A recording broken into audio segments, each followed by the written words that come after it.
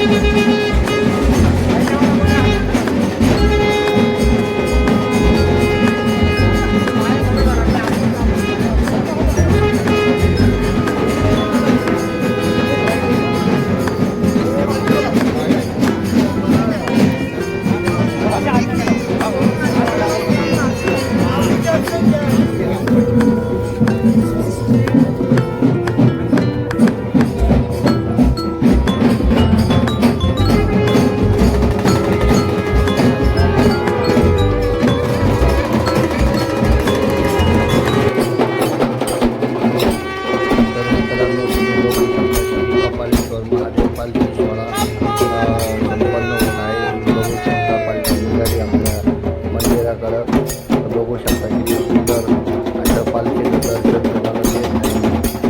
तर व्हिडिओ आवडला तर लाईक शेअर सबस्क्राईब करा.